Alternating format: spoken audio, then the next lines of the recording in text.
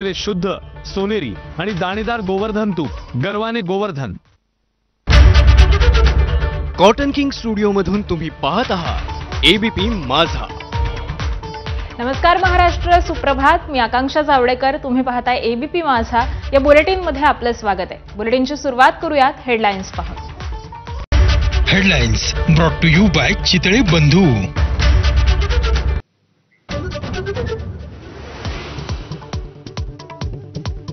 निवडणूक आयोगाविरोधात महाविकास आघाडी आणि मनसेचा आज मुंबईत सत्याचा मोर्चा। निवडणुकीतील गैरव्यवहार, मतांमधील घोळ आणि मतचोरी विरोधात विरोधकांचा एल्गार।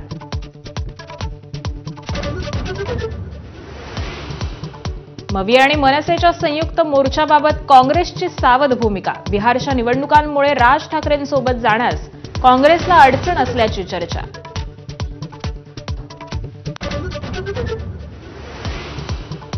विरोधकांच्या सत्तेच्या मोर्चाला भाजप प्रत्युत्तर देणार। दक्षिण मुंबईतील बाबुलनाथ मंदिराजवळ आज भाजपचं मुका आंदोलन। अमित साटम, मंगलप्रभात लोढा उपस्थित राहणार।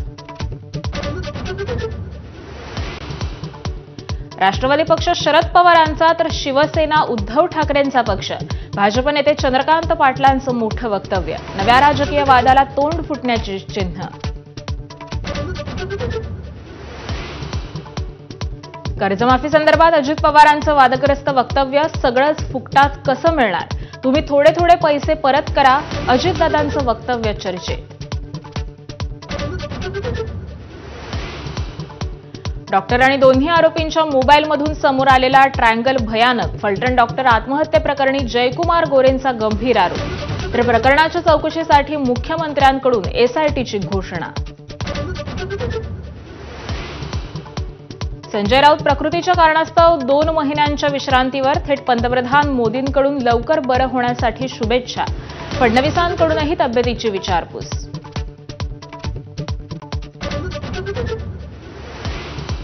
मुंबई महापालिकेचा मोठा निर्णय। 4 ठिकाणी सकाळी 7 ते 9 या वेळेत कबुतरांना दाणे टाकण्यास सशर्त परवानगी। विद्यमान कबुतरखाने मात्र बंदच राहणार।